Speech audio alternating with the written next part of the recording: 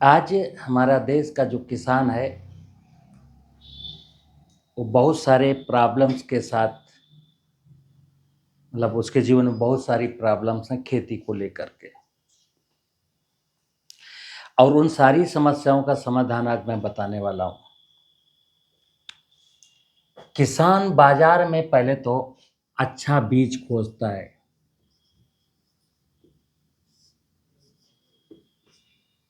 मिलता है नहीं मिलता है, वो खोज रहा है, मिल नहीं रहा है। फिर वो उर्वरक खोजता है, शॉर्टेज चल रही है।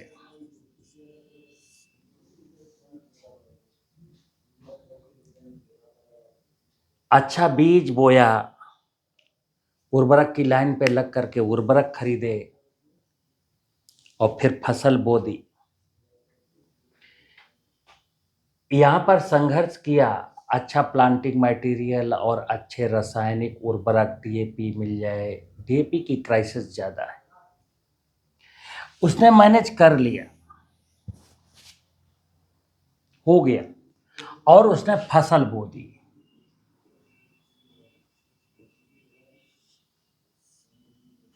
फसल बो दी, फसल जम गई, खरपतवार निकल आए, एक समस्या के रूप में उभरा। और समाज ने, सिस्टम ने, तकनीकियों ने इस खरपतवार को लेकर के इतना भ्रम फैला दिया गया है कि अगर खेत में खरपतवार होंगे तो फसल बर्बाद हो जाएगी, क्योंकि खरपतवार जमीन का भोजन ले लेंगे, जमीन का पानी ले लेंगे, सूरज की रोशनी ले लेंगे, तुम्हारी फसल को कुछ नहीं मिलेगा। तो बेचारा खरपतवार नाशी रसायन खोजने लगा। फिर उसकी फसल में कोई बीमारी लगी। अब बीमारी का अटैक कितना है, क्या होगा, बीमारी है कि पानी की अधिकता है कि पानी की कमी के कारण है, या किसी डिफिशियंसी सिम्टम्स के कारण है, किसी पोषक तत्व का अभाव है इसके कारण है, कुछ नहीं। फफूंदनाशक बिकने लगा और वो खरीदने लगा, और बीमारी ठीक नहीं हुई। हजारों रुपए का, लाखों रुपए का फफूंदनाशक डाला, बीमारी ठीक नहीं हुई। फिर कीड़ा लग गया इसी फसल में, तो लोगों ने डरा दिया, ये कीड़ा बहुत खतरनाक है, आपको बर्बाद कर देगा, कुछ नहीं मिलेगा। तो कीटनाशी ढूंढने लगा। किसी भी प्रकार, टमाटर था, गाजर था, अमरूद था, गेहूं था, चना था, कुछ भी फसल थी, लेके बेचारा जो भी उत्पादन हुआ, जो भी उत्पादन हुआ, कम हुआ ज्यादा हुआ भगवान मालिक है। मंडी पहुंचा, बोली लगी,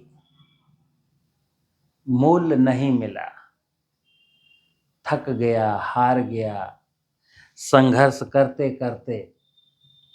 और उसको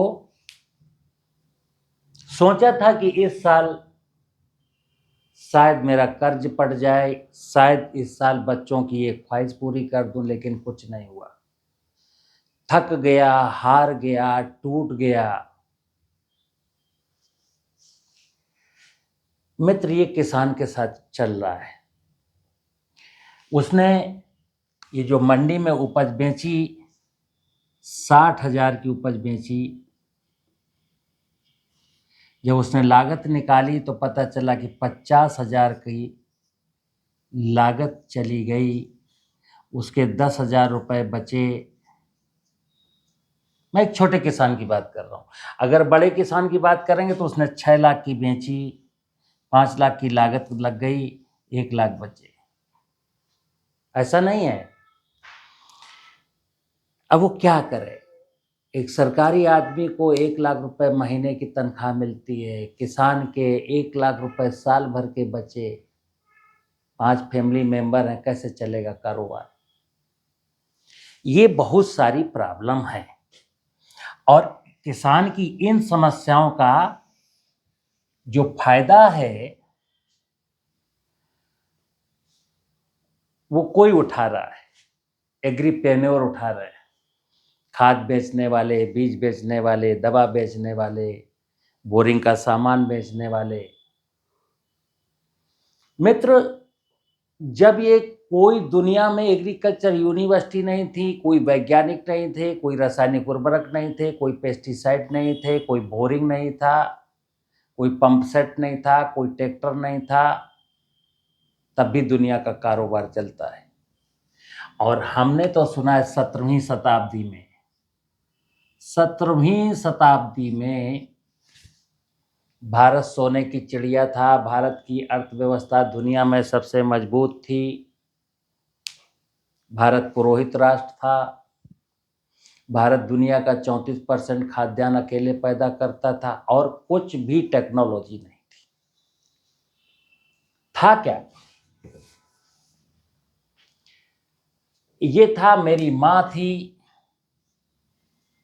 धरती माता हेल्दी थी, स्वस्थ थी, उसमें सफिशिएंट क्वांटिटी में ह्यूमस था और जैव विविधता बायोडाइवर्सिटी बहुत स्ट्रांग थी। ये 3 चीजें बहुत अच्छी थी। जमीन में वाटर होल्डिंग कैपेसिटी थी क्योंकि इसमें ह्यूमस 1-2% था। जमीन के ऊपर नाना प्रकार की बायोडाइवर्सिटी थी, नाना प्रकार का जंगल था, नाना प्रकार की झाड़ियां थी, कोई घास मारता नहीं था। और फिर हम फसल बो देते थे। क्या करते थे? अपना बैल, अपना बीज बो दिया और काट लिया। ना पलेवा था, ना इरिगेशन था, ना फर्टिलाइजर था, ना बीमारी था, ना कीट था, कुछ नहीं था। तो था क्या कि जैव उदाहरण देता हूं, लागत शून्य थी और जो मिला सब फायदे का मिला। किसान खुश था। और क्या था कि लागत शून्य थी, जो उपज थी उसमें स्वाद था, उसमें पौष्टिकता थी। अब स्वाद था, भोजन खूब खाता था, पौष्टिकता था, खूब बलवान था, कोई बीमार नहीं होता था, उसको मेडिकल साइंस में जाने की जरूरत नहीं थी। धरा बीमार नहीं थी, मनुष्य बीमार नहीं था। ये धरा स्वस्थ थी, मनुष्य स्वस्थ था। मां धनवान थी, किसान धनवान था। पता नहीं क्या हुआ, धीरज से खेती में रासायनिक उर्वरक आ गए कि लाए गए, वो आप समझ लेना। ये जबरदस्ती नहीं है, ये जबरदस्ती लाए गए। इनकी ना जरूरत थी, ना तब थी, ना आज है, ना आगे कभी होगी।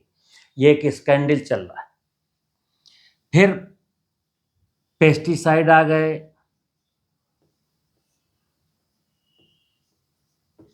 अब आ गए कि लाए गए। जैसे मैं कहता हूं, मनुष्य में बीमारी आई या बीमारी लाई गई, दवा बेचनी है तो बीमारी पैदा कर दी गई।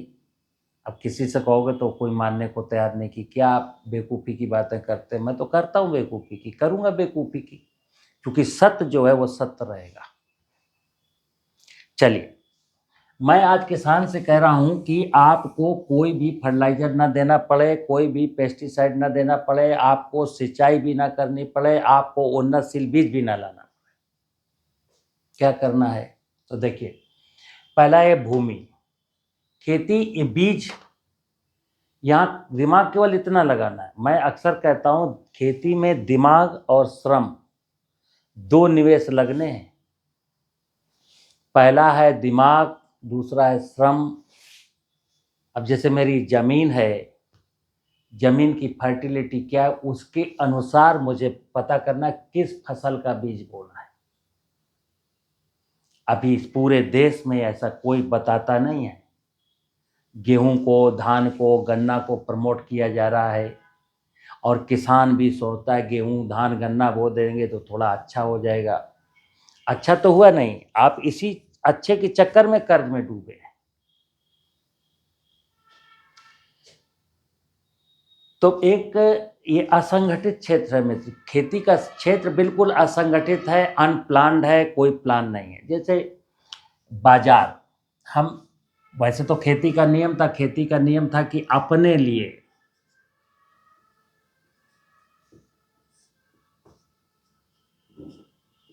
खेती की परिभाषा में कहा गया है कि खेती का भूमि एवं फसल का ऐसा प्रबंधन, खेती की परिभाषा में कहा गया है भूमि एवं फसलों का ऐसा मैनेजमेंट कि अपने परिवार की सभी जरूरतें पूरी हो जाएं और जमीन की फर्टिलिटी पर कोई प्रतिकूल प्रभाव न पड़े। आज वो परिभाषा खत्म। आज तो अपने लिए कोई फसल बोता ही नहीं, अब फसल बो रहा है किसान बाजार के लिए, बाजार के लिए कि टमाटर बोएंगे तो 10 रुपया किलो बिकेगा, केला बोएंगे तो 8 रुपया किलो बिकेगा, भिंडी बोएंगे तो 20 रुपया किलो बिकेगा। क्या होता है उलट। मैंने बोला असंगठित क्षेत्र है, बिल्कुल अनप्लान्ड है। देश के किसानों ने पिछले साल टमाटर की ईल्ड, टमाटर का भाव थोड़ा सा ठीक मिल गया तो टमाटर का एरिया 2 गुना हो गया। तो अगले साल क्या होने वाला है, 1 रुपया किलो बिकेगा, किसान घाटे में चला जाएगा। केला का पहले भुसावल में केवल पैदा होता था, अब केला पूरे देश में फैल गया और केले का रकबा इतना ज़्यादा हो गया इस साल कि केला जो 800, 700, 900 रुपया कुंटल बिकता था, 200 रुपया कुंटल हो गया। केले का किसान मर गया, आत्महत्या करने के लिए वो लाचार बैठा है। कभी फूल गोभी इतनी ज़्यादा हो गई कि जोतना पड़ा खेत में।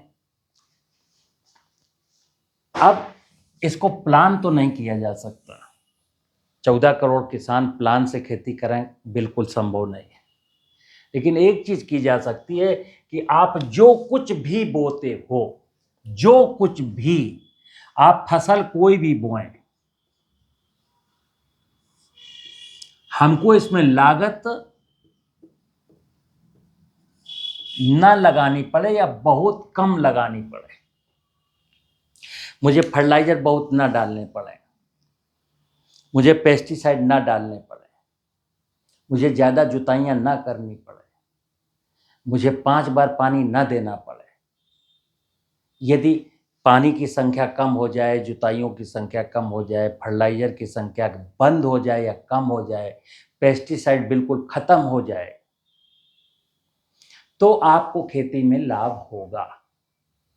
और लागत बढ़ाते जाएंगे किसान भाई, उत्पादन बढ़ाने के चक्कर में लागत बढ़ाते चले गए तो फिर उनको नुकसान होगा। 12 करोड़ किसान देश का कर्ज में है। हर किसान के पास 1 लाख, 2 लाख, 3 लाख, 4 लाख सब पे कर्ज है। 10 एकड़ का हो, 20 एकड़ का हो, 40 एकड़ का हो। जिन किसानों के घरों में कोई सरपंच नहीं है, जिन किसानों के घरों के कोई बच्चे पढ़ लिख करके नौकरी नहीं कर रहे, वो सब के ऊपर कर्जा है, सब परेशान है।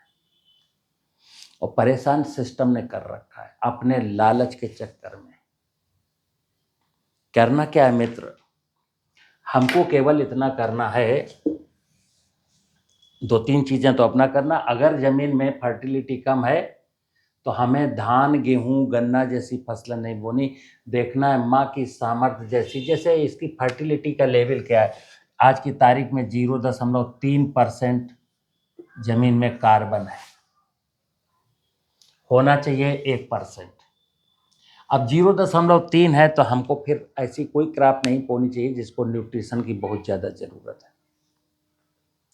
एक तो तय करना है कि हमको ज़बरदस्ती गेहूं धान में नहीं घुसना। और फिर मैं बता दूं, गेहूं धान ने इस देश की खेती को सत्यानाश किया है। जब से गेहूं धान का एरिया आया है, बढ़ा है, तभी से फर्टिलाइजरों की ज़रूरत, डिमांड बढ़ी है और तभी से सिंचाई की ज़रूरत पड़ी है, तभी से मनुष्य बीमार हुआ है। ट्रेडिशनल जो फार्मिंग हो रही थी ना, जौ, चना, मटर, मसूर, राई, अलसी, उर्द, मूंग, ज्वार, बाजरा, मक्का, तो आदमी ये अनाज खा करके स्वस्थ भी था, कोई लागत भी नहीं थी, और पूरा का पूरा जो कहते हैं फसल चक्र का जो सिस्टम था इकोनॉमी का, पूरा जिंदा था। लेकिन धान गेहूं ने फसल चक्र का सिस्टम, खेती का सिस्टम सत्यानाश कर दिया। और जो लोग धान गेहूं को प्रमोट कर रहे हैं वो इसलिए प्रमोट कर रहे हैं ताकि कोई ये ना कहे कि तुम्हारी इस साल ईल्ड गिर गई, तो अपनी पीठ थपथपा रहे हैं कि सर देखिए मेरी बहादुरी, 330 मिलियन टन खाद्यान्न हो गया, 60 मिलियन टन से बढ़कर के। किसान भाइयों, हमको क्या करना है कि जमीन के अकॉर्डिंग, जलवायु के अकॉर्डिंग फसल बोनी है। आज कई बार लोग जलवायु पता नहीं है लेकिन प्लांटिंग मटेरियल बेच जा रहे हैं कि नहीं ये फसल अच्छी होगी। जो हम बोल रहे हैं करना क्या है, तो करना है कि जो धरती है ना इसमें ह्यूमस बढ़ाना है। अब आप देखिए जैसे 0.3% है, अभी यहाँ जीवांश नहीं है, अब ह्यूमस तो यहाँ है ही नहीं, ह्यूमस नहीं है। देश की 95% भूमियों में ह्यूमस नाम की कोई वस्तु है ही नहीं, कार्बन केवल है लिटिल क्वांटिटी में। ह्यूमस किसको कहते थे? जहां ढेर सारा कार्बनिक पदार्थ है,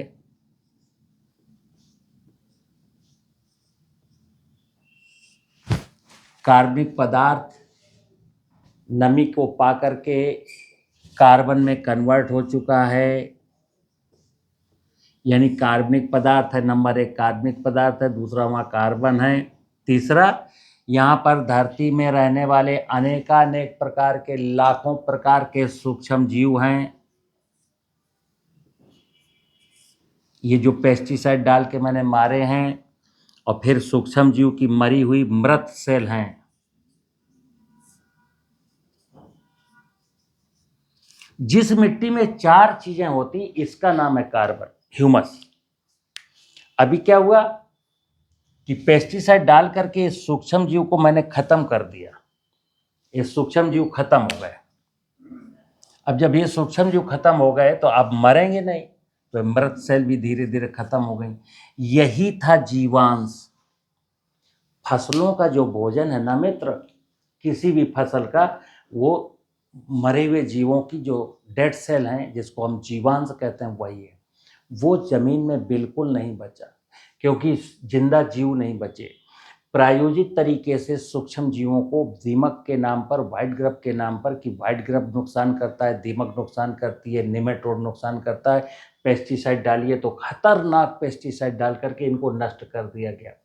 और अब क्या हुआ, जमीन में मेरे केवल कार्बन बचा, जीवांश नहीं बचा। जैसे मिट्टी की जांच होती है तो कहते हैं जीवांश कार्बन इतना, जीवांश तो है ही नहीं, और ना जीवांश की कहीं जांच होती है। तो हमें 2 काम करने हैं। आपके खेत से जो भी उपज मिलती है, जो भी उसका जो रेजिड्यू है, जो फसल अवशेष है,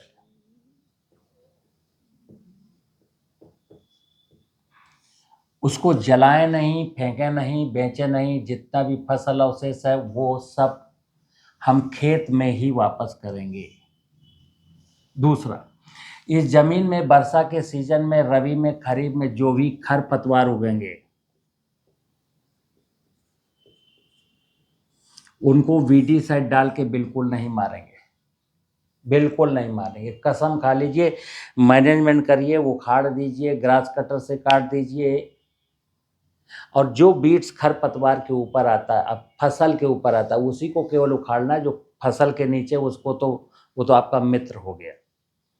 जो खरपतवार फसल के नीचे वो आपका मित्र है, और जो ऊपर चला गया वो भी मित्र ही है, लेकिन चलो फसल को थोड़ा डिस्टर्ब करेगा, उसको उखाड़ दीजिए हाथ से। बीडीसाइड डाल के मारना यानी अपने पैर पर कुल्हाड़ी मारना। बीडीसाइड डाल करके इस खरपतवार को मारोगे तो धरती माँ तब मर जाएगी। माँ को कभी मारने का प्रयास ही नहीं करना। तो अवशेष डालना, खरपतवार नाशी रसायन न डालना। दूसरा क्या है, जीवामृत डालना।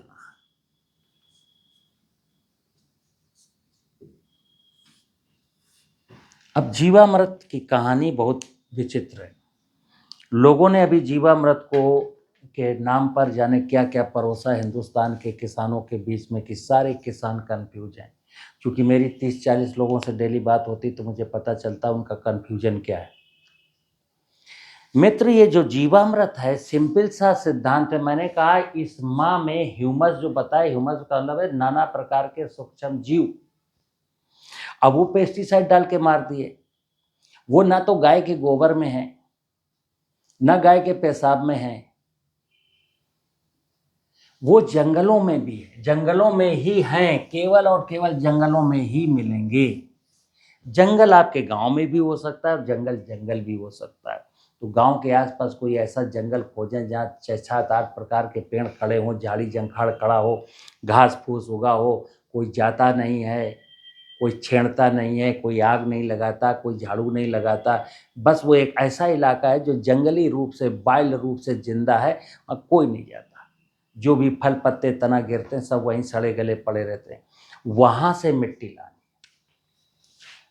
सिंपल सा, जब हम लागत घटाने की बात करेंगे, अपने फसलों की नाना प्रकार की समस्याओं का समाधान खोजेंगे तो एक ही समाधान है।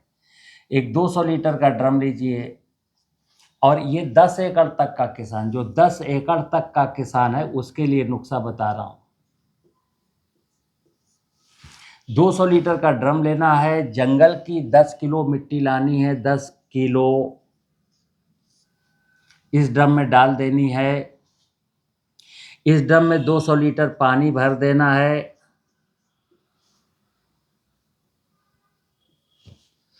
फिर हमें देखना है कि 1 महीने में बनाना है कि 2 महीने में बनाना है कि 3 महीने में बनाना है, देखना है। इसको कारण एक साइंस है यहाँ पर। अगर आपको 1 महीने में बनाना है तो इसमें 28 किलो चीनी डाल देनी है। चीनी डाल दें या गुड़ डाल दें, दोनों में एक चीज़ कोई यूज कर सकते हैं। इस मिट्टी में जो माइक्रोब्स थे बेनिफिशियल, मुझे उम्मीद है कि सारे प्रकार के जमीन में रहने वाले माइक्रोब्स यहाँ पर थे। अब पानी में आ गए, चीनी उनका भोजन है, गुड़ भी उनका भोजन है। चूंकि चीनी और गुड़ तुरंत घुल जाता है, नैनो फार्म में होता है, तो माइक्रोब जितने भी उनके पास मुंह तो होता नहीं खाने के लिए, वो तो स्किन से एब्जॉर्ब करते हैं, फूलते हैं, 2 भागों में टूटते हैं, सेल डिवीजन होता है, उनकी पॉपुलेशन बढ़ती है। मोटे मोटे अनुमान के अनुसार अगर 10 किलो मिट्टी थी और रिच मिट्टी थी तो ये मान लीजिए कि 1 महीने से लेकर के, मतलब 30 दिन से लेके 45 दिन में ये बन जाता है। मतलब इसमें नाना जो माइक्रोब्स मिट्टी में थे वो पूरे 200 लीटर के ड्रम में सैचुरेट हो जाते हैं। अब इससे 20 लीटर मात्रा निकालनी है 1 एकड़ जमीन के लिए। अगर खेत में पानी भरा है तो इस 20 लीटर लिक्विड को 40 स्थानों पर आधा आधा लीटर फेंक देना है।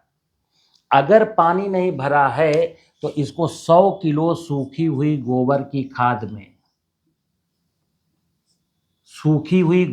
खाद में मिलाना है, बिखेर करके जुताई कर देना है, फिर फसल बोना है।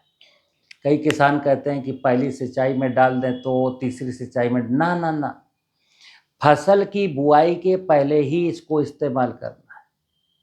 अब एक प्रश्न आता है कि फसल की बुआई के पहले हमें क्यों देना है, तो फिर सुनना।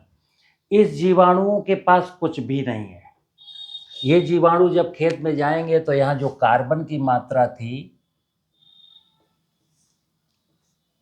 जो भी खेत में थी, 0.3 ही थी, 0.5 थी, 0.4 थी, जो भी थी,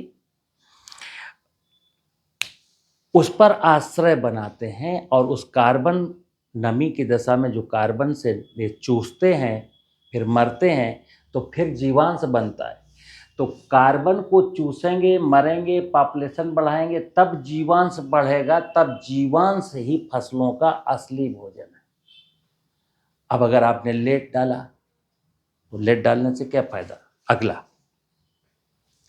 हम जिस खेत में जीवामृत डाल चुके हैं, अगर किसी फसल में, किसी भी इलाके में कोई भी बीमारी है, अनार में, कटहल में, कद्दू में, करेला में, मिर्च में, लाइलाज बीमारियां जिनको किसान थक गया, निमेटोड्स है, विल्ट लगता है, फल सड़ जाता है, फल सेट नहीं होता है, जितनी भी प्रॉब्लम होगी, तो क्या है, अगर हमने फसल में 1 माह पहले 30 दिन, फसल बोने के 30 दिन पहले अगर जीवामृत को इनाकुलेट कर दिया ज़मीन में, तो इसमें जो सूक्ष्म जीवाणु थे उनका एक और काम है कि जो सॉइल में, मृदा में